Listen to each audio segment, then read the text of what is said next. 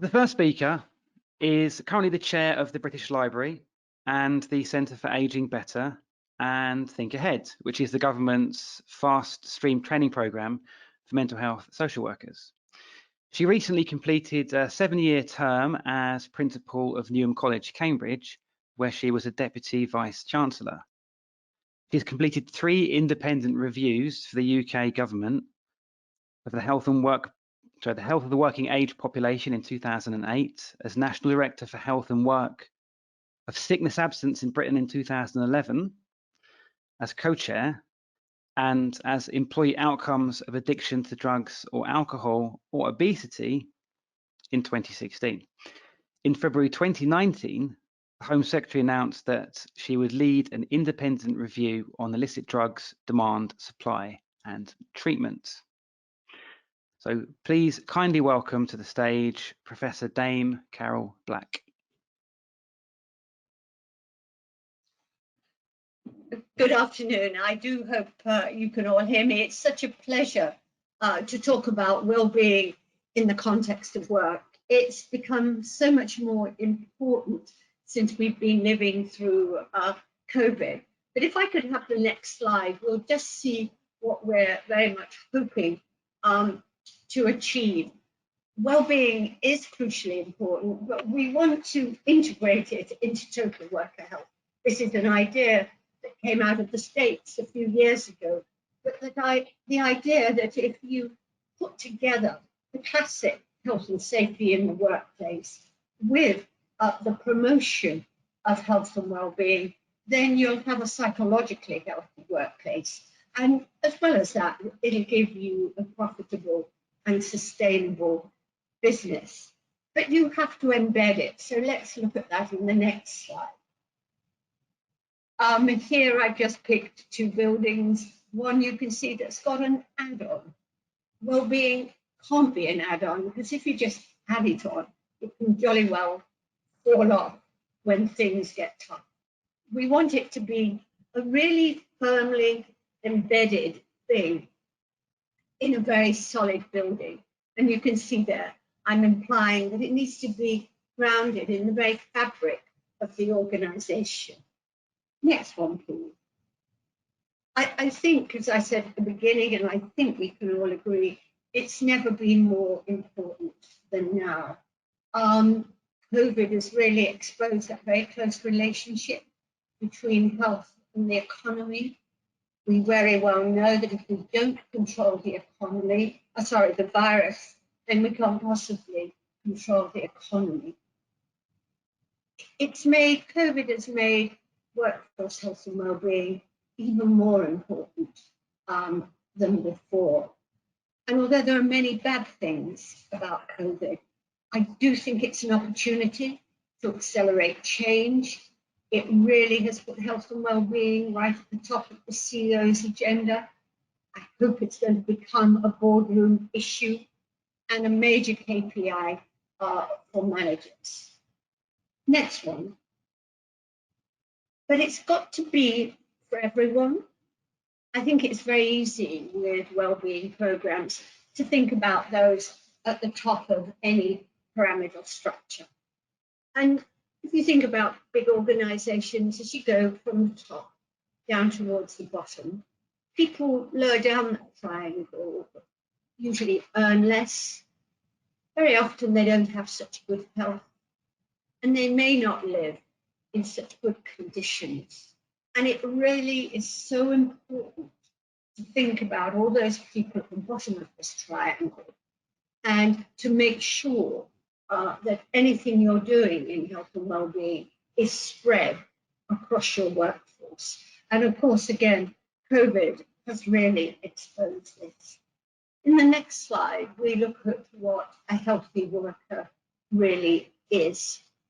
And to be healthy at work, you need both your physical health, you need your mental health, and you need a sense of well-being.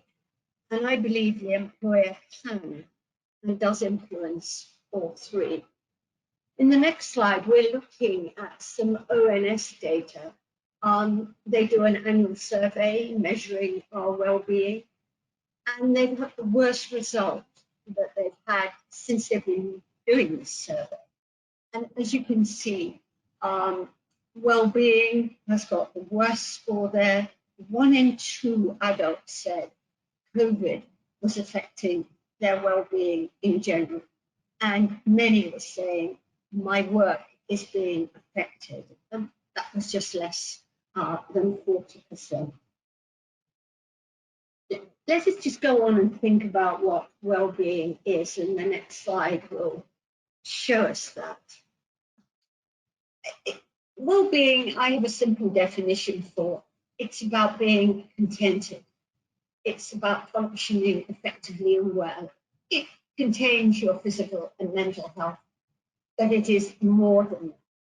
And it's certainly related to how well you engage at work. Robertson and Cooper, in one of their articles, said the top driver of employee engagement is how much do employees believe that senior managers have a sincere interest in their well-being. And I think we can all relate to that. It is, are we valued at work? Do we trust our employer? And do they care about our well-being? That has come through in spades during COVID. Well-being is also supported by good work. And the next slide lists some of the features of good work, and you might have others that you want to put into my list. But stable, fair and safe work, to work that's not precarious. And this, of course, is worrying many people today.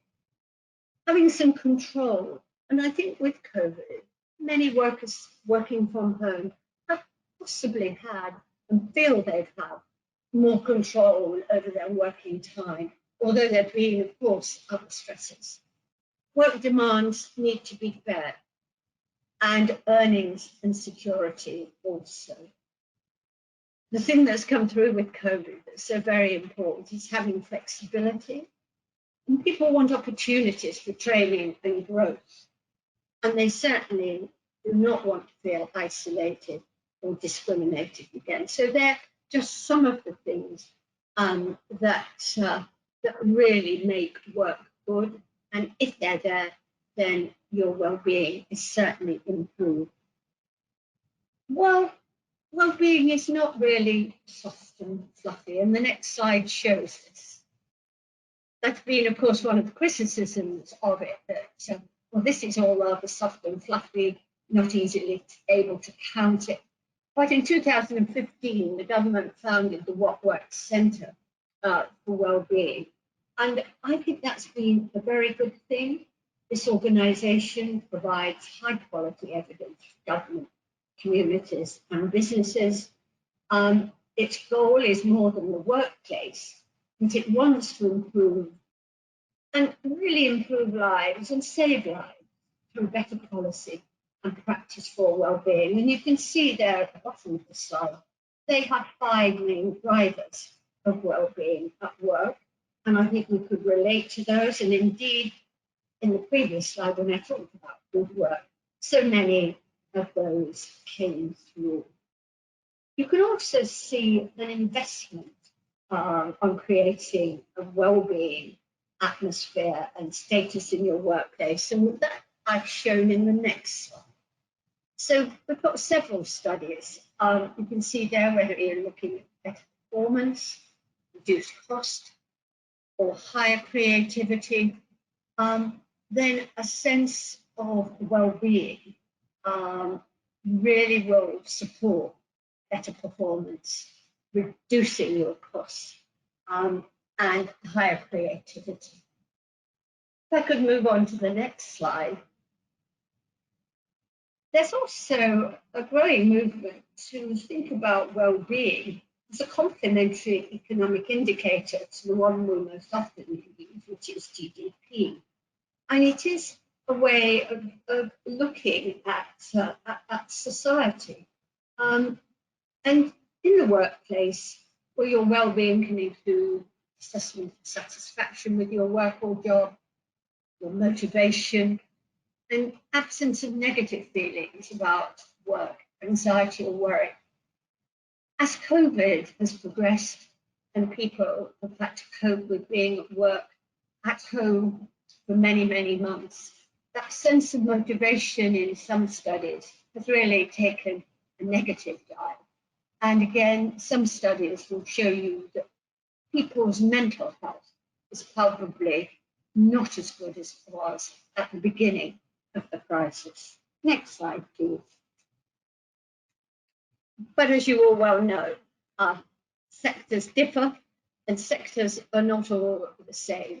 And each sector will have its own needs, although it will have the same basic requirements of good organizational culture and a place where you can enjoy good work. If I could have the next slide. And if you could press so that I get some of the, thank you very, very much. I've highlighted two sets of conditions which I think have become so pronounced during COVID. So common mental health problems, and also we know that people with diabetes, with vascular problems, people who have obesity-related problems have been much more at risk during COVID. And these are the situations that will keep people either at work and not feeling well or having to leave the workplace. If you press again, we will get coming in the social determinants of health, and again, the things that relate to management. And I wanted by this slide just to sort of make it really clear that we have our definite health-related conditions.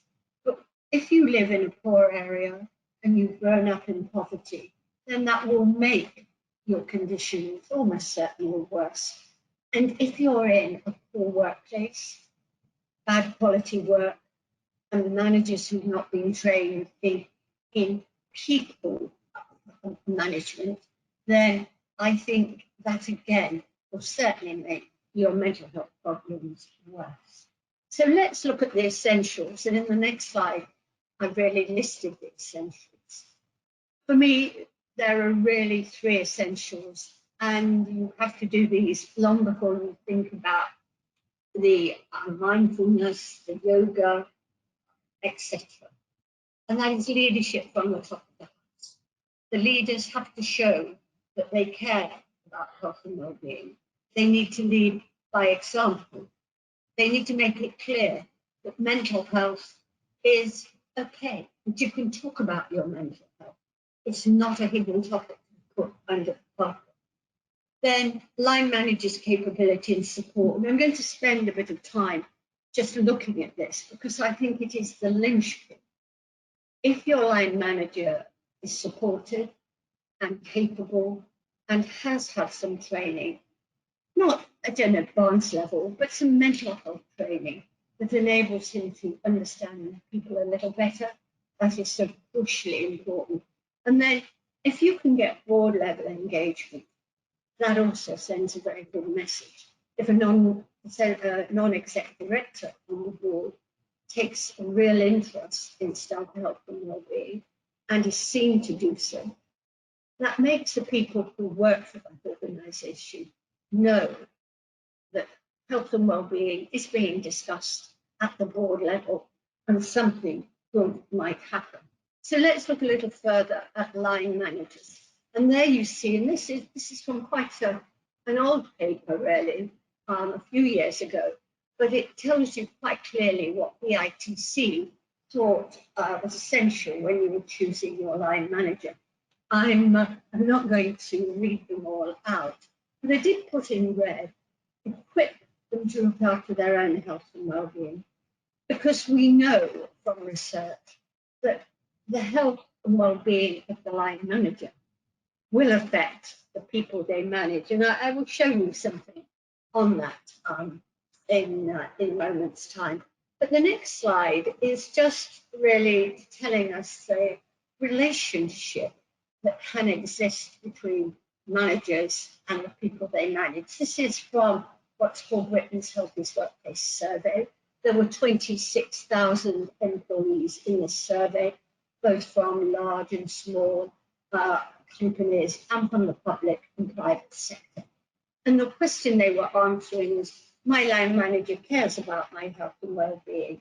And you could either strongly disagree or strongly agree. You can see quite clearly from this slide that those who thought their line manager didn't sleep as well, had more stress factors, and had symptoms of depression. And we know from this and other studies that relationship between line manager and the person being managed is absolutely crucial. And I next just want to show you two examples, two studies. At last, we're beginning to see some trials, which is great because it's not easy to do trials in the workplace. This is coming from Australia, the Fire and Rescue Service. And you can see there they managed to do a randomized controlled trial, which is extremely good. And so some managers had a face-to-face training session and other managers did not. There was a control group. And it showed quite clearly that having that training program really was very good for the relationship of the manager to their staff. Sickness absence decreased, and the return on investment was just under 10 times the money spent. So it was very good in this study. They could show that investing in support for line managers would give a return on investment. The next study that I wanted to show you is from the UK. It's a rail study, the RSSB organisation. And they were wanting to know whether you could get the same results if you did face-to-face training and e-learning. Was one better than the other? And very important in the rail industry where they have a lot of people who are working at a distance. Again, over 200 participants. And we know that the rail industry has quite a lot of mental health issues. The result of their face-to-face training or e-learning showed that there was little difference between the two, which was really good to know, and that the learning outcomes of knowledge, confidence, and the ability to talk about mental health lasted over several weeks. So I think it's good to know we've got places where we can find evidence that investing in these things is worthwhile.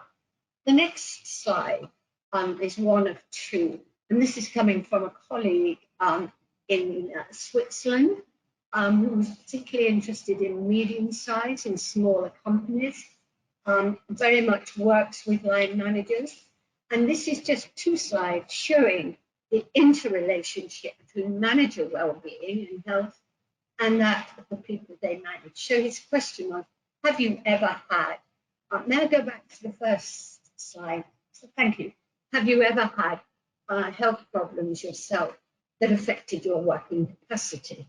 And you can see that a lot of them fortunately hadn't had any, but a percentage had had psychological problems, and some had had both physical and psychological problems. And then when we look at the next slide,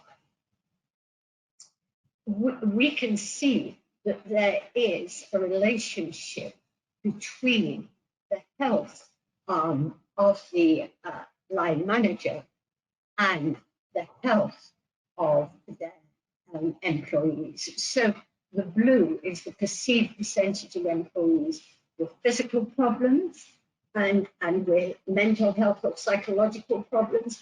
And you can see in the managers who never had any health problems, really, really very low.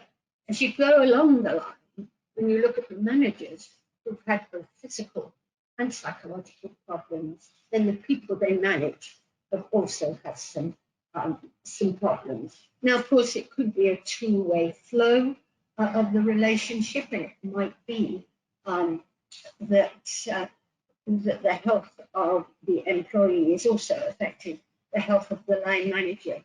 But I really show you to show how important this relationship is. We go on to the next slide. I wanted to say a few words about both absence and presenteeism, because presenteeism is increasing, not as easy to measure as absence, which is visible, you can count it, and it's very often due to sickness absence. Presenteeism, described to me by Neil Greenberg as present in mind, sorry, present in body, but not in mind. Not so easy to measure. But the reason for putting it up is that presenteeism is strongly connected with poor mental health. And we know poor mental health has been increasing during the pandemic, and we suspect that presenteeism has been increasing as well. Could I have the next slide? Just wanted to sort of visually give you an idea of how the scales have been changing. I would say when I first got interested in this area, sickness absence was the measure we cared about, the thing we wanted to drive down. Of course, in driving it down, we might have been driving or keeping people in work who should have been at home. I suppose it was about 2010 when people started to talk about presenteeism, being there in body, but not in mind. And gradually, we've seen, particularly if you look at the results of Britain's Healthiest Workplace Survey, that if you look at sickness absence and presenteeism, it's the annual loss of productivity on health grounds, then the P is more important than the absence. And as I said, a strong correlation with mental health. But how do you measure it? So in the next slide, which I won't delay on too long, but you can look up methodology for measuring presenteeism, and academics have debated this for a long time. They will find fault with almost any tool. We think that the WPAI General Health Tool, which was used in Britain's Healthiest Workplace Survey, is a validated tool and a good one to use. And it's based on asking people questions about how they've been in the previous week at work. Very quickly, in the next few slides, I just wanted to show you some of the results from Britain's Healthiest Workplace survey from 2019, 26,000 people. And you can see there the attribution of productivity loss, far more to presenteeism than to absence. And when you look at the determinants of presenteeism, mental health has a bigger part to play than physical health, whereas in absence, physical health was more than mental health. And on the next slide, we're just looking at asking the question, what do we know about presenteeism? In that survey, it was more prevalent at younger ages. It was driven, as I say, by poor mental health, and was seen to be increasing over time from previous surveys. Next slide, please. And when we looked at the top 10 drivers of presenteeism, and you can see there that the size of the bar is representing relative significance, then psychological distress is very high. Financial concerns, which of course lead to anxiety, is high. And chronic health conditions, if you've got bad rheumatoid arthritis, you do feel pain, you do feel anxious. So you can get a sense there of the things that you would want to try and get in there with some interventions to improve. And then we'll just go on in the last 2 or 3 slides just to mention a few things that have come out during COVID. And of course, there are loads of surveys, and it's hard to really choose 1 or 2 things to bring to you. But I just thought this one was very interesting, the difference between mental health for men and women. And in this actually very well done survey, they documented this decline in UK mental health well-being after the onset of the pandemic, twice as large for women as men. They tried to explain this by the sorts of things that you might have thought would have explained it. Work, finances, responsibilities in the home. But in fact, they couldn't see that that explained it all. And they said there were other social factors, such as loneliness, which partly explain their finding. The next slide, please. But let us think about how to improve the future. There are many things that employers can do at this moment that would help keep employees as well as they could be. For those who've got a job, and of course we must remember those who've been losing their jobs, who at the moment may be furloughed and may not have a job to go back to, that job continues to be a good job. People look for purpose in a job, and they look to feel well. And so I've just listed there some of the things which you'll know only too well that would help an employee during this time and indeed afterwards. And of course, investing in employee well-being at any time really will bring better performance and creativity and lower costs. Next slide, please. So I think it would be fair to say the future of work is pretty uncertain. I think mental health is continuing to climb up that ladder. I've been impressed in a lot of what I've seen in the last few months, that many employers have shown compassionate leadership. I hope that stays. There's been a greater investment, I think, in managerial capability in many organisations, and certainly the flexibility of what I hope we can hang on to. Communication's been vital. And I think very often people just need to be listened to and then to have an appropriate response. And when you do put interventions in, if possible, make them either best practice or evidence-based, and Public Health England has got some very good information in this space. And just think about a few things I said about presenteeism, because that may be a greater problem than absence. Next slide, please.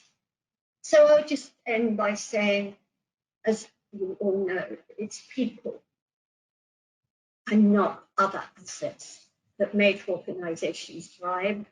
And our people are going through a pretty difficult time. So it is really important that we think about their health and well-being and do everything we can to maintain it. So I'm going to stop there. I'm very happy to take any questions or even also hear any experiences you have in this space. Okay, thanks very much for that, Carol. Before we go to questions, a couple of people had commented on the fact that the very bottom of the slides wasn't visible, and we're aware of that. It seems to be an issue with the webinar software, so we do apologise. We will make the slides available for everyone afterwards as well. They weren't visible, James. You said they weren't visible. No, sorry, the very bottom of the slide. So, for instance, the last bullet point. No, they weren't. No, you're right. So, yeah, I mean, I think people were wondering if it was their own computer settings, but it was us. So just letting people know that it was our issue at this end. Right, and so on to some questions. We've got quite a few questions, and quite a few long ones actually. So this is quite an interesting one actually because of the sort of currency of it. And the question is, can workplaces combat cultural approaches to health and well-being? For example, during the COVID, the conversations are being driven by mainstream media, social media, and government updates. So can businesses compete with this information when pushing and promoting well-being in an organisation? Well, I think for their own work, because I mean, yes, we have been flooded, haven't we, by government information and more formal information. But I think what matters so much to people, to employees, is to be spoken to and communicated with by your own chief executive or senior people. And as you go down, if you like, the pecking order, that I think it's never been more important than now to make sure the team is well communicated with. So I don't think this crowds out, if you like, that at all. I think it makes it very important that what is done within an organisation is specific for that particular organisation and really targeted to the people within it. And although it's not always easy, of course, the more personal it can be, the better, because we all like that. Okay, great. Thank you very much. Here's another one, and again, we've got a lot of people asking questions about small businesses, and this is one of those. So the person writes, very small company, leadership not interested in wellbeing as seen as light and fluffy. How would you suggest I go about getting wellbeing introduced into the company and taken seriously? And then they add that we'll not have the time to undertake studies. No, but I mean, you don't need to really undertake studies. If you go and just look at the Centre for Wellbeing, what works wellbeing, and look at the information they provide, then there's such evidence there that this is not soft and fluffy. It is related to the bottom line. So investing in these things, and it doesn't have to be huge investment. Some of the changes you make are really, in a way, not intensive in finance. They're intensive perhaps in people's attitudes and their approach to their workers. But what they've been doing at that centre is building up the evidence month on month, year on year, to show well-being is not at all fluffy. So there is evidence out there that would, and I suppose one of the difficulties with a small company, if you've got the head of that company who really doesn't want to listen to anything or look at anything online, then I accept it is far more difficult. But the idea that we don't know the evidence, we've got evidence. Okay, thank you. Now there's one here about schools, and the question is, do you see merit in embedding total worker health into schools to encourage health and well-being of our future generation of workers and leaders? And if so, how would you go about it? I think that's a very interesting question. I was involved just before the pandemic started, the year before, with the Department of Education, who did a whole piece of work on the teachers' well-being, because I think you've got to start from the fact, if you want young people as they grow up to understand this and it to be seen as important, I think you've got to have it very firmly in the management of the school and in the teachers and in anybody who's coming into contact with children. And they have really been looking in quite depth at what maintains teacher well-being and health. And I think quite a lot of schools, and I guess sadly it's probably the poorer schools may not be able to have this, but quite a few schools will have a well-being person or officer or coordinator, because I absolutely think this stuff needs to start as early as you can. And there's very good evidence that work is so important as you go through life for your health, and not having work has a disproportionate effect on your mental health and your well-being. So the earlier we can start, if you'd have asked me 10 years ago, I would have said schools were not at all interested. I think that has completely changed. And I think you can certainly interest young people in this. But I do think you've got to do the whole school, if you see what I mean, and not just the pupils. Thank you. Okay, now back to sort of the working world. So a lot of organisations now are trying to tackle well-being in some way or other. So, some with limited success, some with much more success. But what would your advice be to those that aren't doing anything about it at all yet? What for them, what is their starting point? I suppose it depends whether they're at a willing starting point, James, or an unwilling.